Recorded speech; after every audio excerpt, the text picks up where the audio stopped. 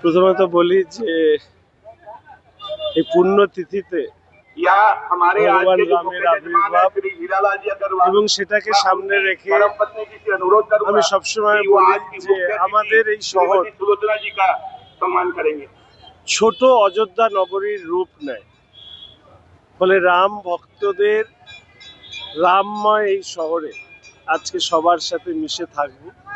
সবাইকে রামনবমীর পুণ্যতিথিতে শুভেচ্ছা জানাচ্ছি, বড়দের শ্রদ্ধা জানাচ্ছি এবং প্রার্থনা করছি যে ধর্ম আর অধর্মের লড়াইয়ে রাম যেভাবে জয়ী হয়েছিলেন ঠিক এভাবেই পশ্চিমবঙ্গে ধর্ম আর অধর্মের লড়াইয়ে ধর্ম জয়ী হবে। ধর্ণামঞ্চ থাকবে এবং যেহেতু এখানে রাম নবমী, রামের জন্মতিথি, তাকে সামনে রেখে এই কর্মসূচি হয়, তো সেটা আমি প্রত্যেকবার থাকি, এবারও থাকবো। কিন্তু ধর্ণা উঠবে না যতদিন না পর্যন্ত এই গরিব বাড়ির মেয়ের যারা ক্ষতি করেছে, একটা গরিব পরিবারকে যারা ধ্বংস করতে চেয়েছে, তাদেরকে গ্রেপ্তার না করা পর্যন্ত আমার ধর্ণা চলবে।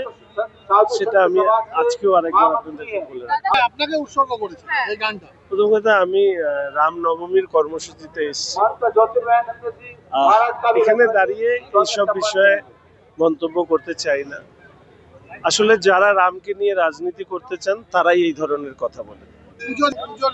সেখানে রাম জয় শ্রীরামের ধ্বনি দিয়েছে। আরো কি কি করবে আগামী দিনে দেখতে থাকুন। ফলো করুন টাইমস নাও খবর।